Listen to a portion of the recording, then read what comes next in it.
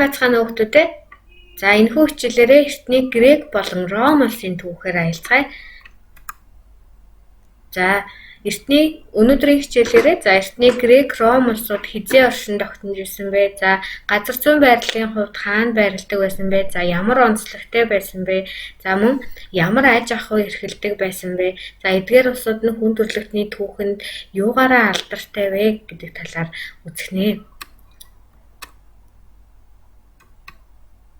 За түүхийн бодлогоо бодон онтооллыг тогтооцгоё. За эртний Грек, Ром улсууд хизээ оршин тогтнож ирсэн бэ? За эртний Грек нь нийтийн тооллын өмнөх 800 оноос нийтийн тооллын өмнөх 323 оны хооронд оршин тогтнож ирсэн. Харин эртний Ром нь нийтийн тооллын өмнөх 753-аас нийтийн тооллын 476 он хүртэл оршин тогтнож байжээ. За бодлого 1. Эртний Грек улс одоогоос хэдэн жилийн өмнө оршин тогтнож ирсэн бэ? За багш нь онтооллын шугам зурсан учраас та бүхэн онтооллын бодлогоо бодцоогоорой. За нийтийн тооллын өмнөх 800 он дээр нэмэх нь өнөөгийн цаг хугацаа буюу 2021 оноо нэмээд одоогоос 2820 жилийн өмнө оршин тогтнож ижээ. За тэгвэл та бүхэн гэртээ бодлого 2 буюу эртний Ром улс одоогоос хэдэн жилийн өмнө оршин тогтнож байсныг тооцоолон бодоорой. За тэгвэл газар зүйн байрлалын хувьд хаагур байрладаг байсан бэ? За эртний Грек нь Балканы хойгийн өмнөд хэсэг Эгийн тэнгисийн арлууд дээр оршиж байж. За харин эртний Ром улс нь Апенны хойгийн Тибер голын хөвөнд оршин тогтнож байжээ. За тэгвэл бүгдээрээ өнөөгийн газрын зураг дээр харцгаая. За эртний Ром улс нь өнөөгийн Итали улс буюу эмэгтэй хүний өсгийтэй гутлын хэлбэртэй ийм улс ахна. За харин Грек улс маань энд оршин тогтнож байна. Зарим Монгол улс маань Аз тивд байдаг тийм ээ. За байгаль газар зүйн онцлогийн хувьд эртний Грек улс нь Эгийн тэнгис дэх Грекийн хойгийн баруун зүүн өмнөд талд бол олон тооны арлууд байдаг. За энэхүү газар зүйн онцлогоос шалтгаалаад Грект бол өөрийн гэсэн өвөрмөц соёлтой, амьдралын хэв маягтай олон тусгаар хот улсууд буюу полисууд үүссэн байдаг. За харин эртний Ром улс нь газар тэнгисийн дунд Италийн хойгийн төв хэсэгт Ромын иргэншил анх үүссэн. За Ром хот нь нийтийн тооллын өмнөх 753 онд бол далайн эргээс холгүй Тибер голын хөвөнд анх үүссэн. За Ром хот энд үүсгэхэд үндсэн 2 гол шалтгаан байсан. За далайн эргээс зайтай Тибер голын хөвөнд орших 7 толгод нь харийн халдлагаас хамгаалдаг. За мөн голын дунд орших жижиг арлуудаар дамжин голыг амархан гатлах боломжтой. За мөн Тибер голоор дамжин давсны худалдааны зам дайран өнгөрдөг байсан зэрэг нь Ром хот энэ хүмүүсийг нутагтаа оруулдаггүй. За хүн амын дийлэнх нь боолууд байдаг байсан. Апен бол яг эсрэгээрээ нээлттэй буюу олонхын засаглал тулгуурласан. Апенд бол маш олон харь хүмүүс амьдардаг. Тэд улс төрийн эрх газар гэр оронгүйч худалдааны амиа эрхлэх боол эзэмших юм боломжтой байдаг гэжээ. Эртний Грекийн үед бол Персийн эсрэг бол Апен тэргүүтэй олон хот улсууд бол нэгдэн харийн алдлагаас хамгаалж байсан. Энэхүү Апен тэргүүтэй хот улсууд бол нэгдсэн дээлийн холбоог бол нийтийн тооллын өмнө 477 онд байгуулсан. Анхандаа цэргийн зорилготой байсан дээлийн холбоо нь бол явандаа Апены улс төрийн эргийг хэрэгжүүлэх юм зорилготой болсныг бол Спартууд эсэргүүцсэн. Апен болон Спартын хооронд 30 гаруй жил түүхэн тэмлэгдсэн томоохон дайм. 30 гаруй жил бол улс төрийн эрх мэдлийн төлөө тэмцэж байсан. Тэгээд Апен болон Спарт хоёрын хооронд болсон дайныг бол Пелопоннесийн дайн гэж түүхэн тэмдэглэсэн байдаг.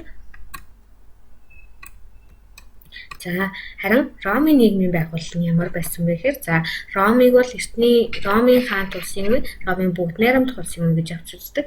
Ромын хаант улсын үед бол хаан бол дээд эрх мэдэлтэй. Түүний дараагаар бол Сенат буюу хамгийн зөвлөл бол хааныг сонгон мөн улс төрийн шийдвэрүүдийг гаргах юм чухал үүрэгтэй байсан. Харин патрицууд бол Ром хотыг суурийг тавьсан юм язгууртан том газар эзэмшиж байсан бол плебейчүүд бол тариачид, малчид бол өөрсдийн улс төрийн эрх мэдэлд оролцох эрхийнхээ төлөө олон жил тэмцсэний эцэст нийтийн тооллын өмнөх 494 онд бол ажил хаял зарласан. Тэднийг улс төрийн эрхэд оролцох эрхийг нь хүлээн зөвшөөрөх хүртэл ажил хийхгүй гэсэн ийм шийдвэрийг гарган ажил хаял зарласан. Үүний үр дүнд бол нийтийн тооллын 367 онд бол улсыг удирдах юм 2 консулын нэг нь плебейчүүд байхаар ийм хуулийг гаргуулсан. За ингээд нийтийн тооллын өмнө 5 дугаар зууны үеэс л плебейчүүд улс төрийн эрхэд оролцож, за улс төрийн чухал шийдвэр гаргахад бол өөрсдийн саналыг хөрвүүлэх, нөлөөлөх юм чадвартай болсон. За Ромын бүгд найрамдах улсын үед бол Филиппик болон Патрицууд бол улс төрийн эрхэд ижил тэгш оролцдог ийм нийгмийг байгуулсан. За эртний Грек болон Ромын соёл. За эртний Грек болон Ромын соёл бол хүн төрөлхтний түүхэнд маш олон соёлын дурсгалуудыг бол үлдээсэн байдаг. За эхлээд бүгдээ эртний Грек болон Ромын шашин шүтлгийн талаар авцгаая. За бидний өмнө Google-ийн кинон дээрээс маш олон үздэг Зевс гэдэг бурхан бол за эртний Грекийн хамгийн том бурхан. За нийтийн тооллын өмнө 5 дугаар зууны дундуур бол Олимп ууланд алтаар хийгдсэн Зевсийн 12 м өндөр ийм зааны ясан хөшөөг бүтээсэн. За эртний Зевс бол өөрийн за бүх тэнгэрийн хаан буюу за бурхтын хаан хэмээн Олимп ууланд босод бурхтын хамт амьдардаг. За бидний мэддэг Афродит бол гоо үзэсгэлэнгийн охин тэнгэр. За эртний Грекүүд бол за бүх зүйл бол бурхантай, харин тэр бурхтыг бол хүнээр төлөөлүүлэн авч үздэг байсан. За Афина бол оюун бэлгийн охин тэнгэр. За Посейдон бол Зевсийн дүү. За Тэнгис Далай тэнгисийн бурхан гэж үздэг байсан.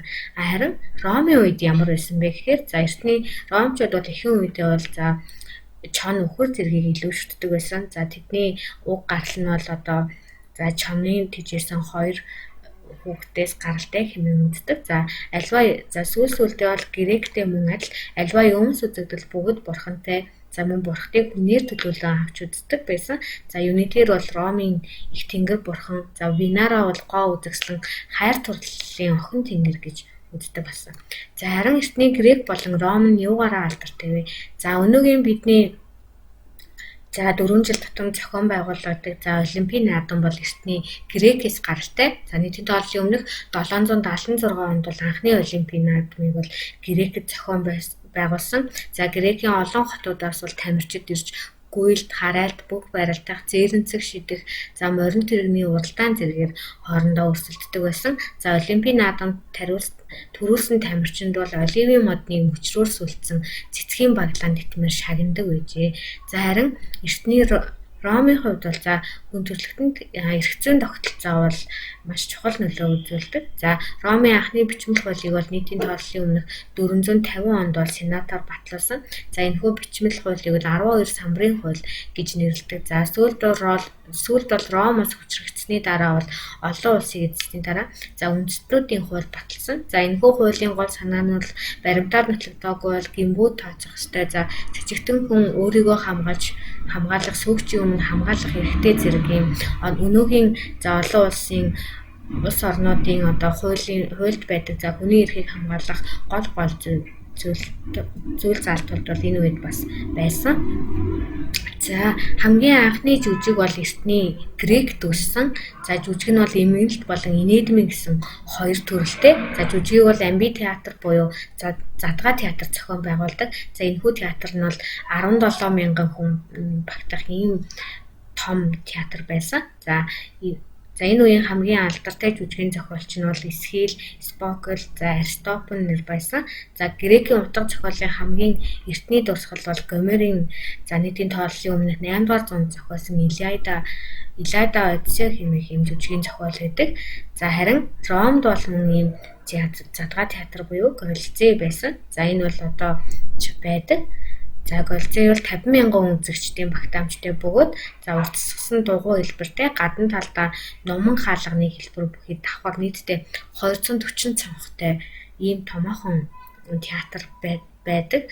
За энд бол гладиаторуудын тулаан, махчин араатнууд, за хоригдлуудыг идэж байгаа, за хэрхэн идэж байгаа мөн за боолуудын эсрэг амьтдын тулаан зэргийг бол ийм зохион явуулдаг байсан.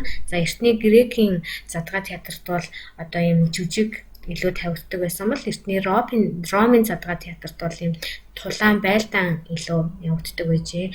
За энд бол харагдаж байна. За энэхүү задгаа театрыг бол амби театр гэж нэрлэдэг байжээ. За эртний грек болон ром бол хүн төрөлхтний түүх нь маш олон соёлын өвийг үлдээсэн. За үүний нэг нь бол мэдээж хамгийн эхлээд Олимп байгаа. За хамгийн анхны Олимп бол 1896 онд болсон. За Олимпийг бол 4 жилд нэг удаа зохион байгуулдаг. За мөн Грекээс бол эдийн толгойн 5 дугаар зууны үед бол цагаан толгой зохион хэрэглэсэн. За өнөөгийн хүн төрөлхтний бас одоо бичиг үсгийн эхлэл болж өгсөн. За тэр үед бол цаас байгаагүй учраас модон самбар дээр хурц үзүүртэй хадаасаар юм зурж бичдэг байсан. За мөн грекчүүд бол за ромууд бол эрх зүйн тогтолцоо буюу 12 самбарын хууль, за мөн грек бол песоп, за одоо орон шашин шүтлэг зэрэг бол бас хүн төрөлхтөнд за өглөгдөн үлдсэн.